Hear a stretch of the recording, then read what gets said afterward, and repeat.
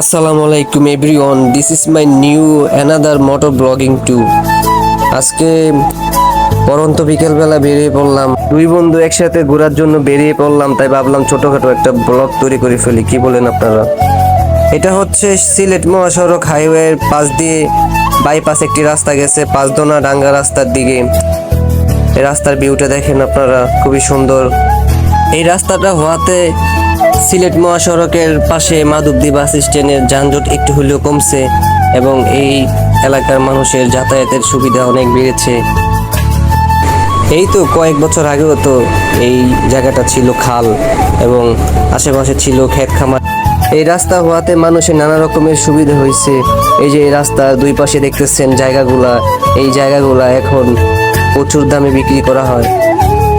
এটার কারণ কি? একমাত্র এই রাস্তার কারণেই এই জায়গাগুলোর দাম বাইরে গেছে। যাই হোক, আর কথা বাড়াবো না, আপনারা এই রাস্তার ভিউটা দেখেন, জাস্ট ওয়াও। আমার ব্লগটা উপভোগ করুন এবং আমাকে ইন্সপায়ার করুন যেন সামনে আপনাদেরকে আরো ভালো ভালো ব্লগ দিতে পারি।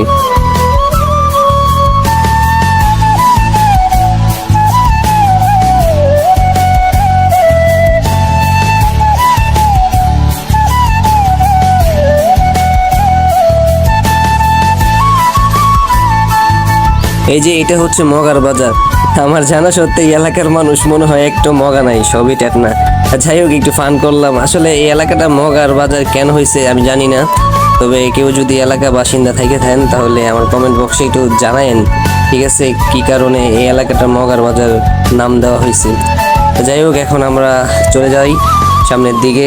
আপনারা আমার ব্লগটা উপভোগ করুন এবং ভিডিওটা একটু লং হতে পারে, তার কারণ হচ্ছে ঢাকা থেকে যারা নতুন আসবে এই রাস্তা দিয়ে তাদের জন্য এই ভিডিওটা হয়তো কিছুটা হলেও উপকার আসতে পারে। কারণ এটা হচ্ছে সিলেট মহাসড়ক থেকে, আবারও বলতেছি, সিলেট মহাসড়ক রাস্তা থেকে বাইপাস একটা রাস্তা পাঁচদোনা ডাঙ্গা রাস্তা দিয়ে আপনারা এখান দিয়ে নরসিংদী মানে ভৈরব পরে আরও বিভিন্ন জায়গা যেতে পারবেন।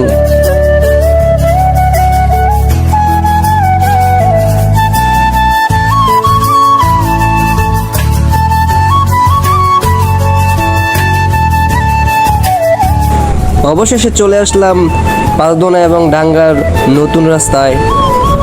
আপনারা এই রাস্তার ভিউটা দেখেন, ভাই রে ভাই, এই রাস্তার যে ভিউ, সারলেই ফর ইউ। ভাবছিলাম যে এই রাস্তা দিয়ে আজকে জমিদার বাড়িতে যাব, কিন্তু আসলে আরেকদিন যাব, আজকে যাব না। তাই সামনে থেকে ঘুরিয়ে আবার বাড়ির দিকে রওনা হয়ে যাব। তো আপনারা পাশেই থাকুন এবং রাস্তার ভিউটা দেখুন, এত সুন্দর একটা ভিউ। রাস্তাটা দেখছেন, 4 লাইন, অনেক সুন্দর একটা রাস্তা। আশা করি আপনারা এই রাস্তাটা দেখে ভালো লাগবে। যারা যারা এই রাস্তাটা আসেন নাই, আপনারা সবাই আসবেন, দেখে যান। রাস্তাটা খুবই সুন্দর একটা রাস্তা করছে।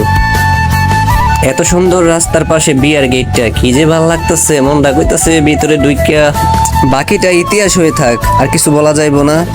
আপনারা আমার ব্লগটা উপভোগ করতে থাকুন এবং রাস্তার মনোমুগ্ধ করা ভিউটা দেখেন। সূর্য মামাটা মাথার উপর থেকে আস্তে আস্তে নিচে নামতেছে। এই তো কিছুদিন আগেও সূর্য মামাটা আমাদেরকে এমন পরিমাণ তাপ দিচ্ছে, তার তাপের ঠেলায় রাস্তার পিচ সহকারে গইলা গেছিল। তো এটা তো আমরা সবাই দেখছি। যাই হোক, আল্লাহর রহমত অনুযায়ী এখন সূর্য মামা খুব আগে থেকে অনেক ঠান্ডা হয়ে গেছে, ভদ্র শান্তশিষ্ট হয়ে গেছে।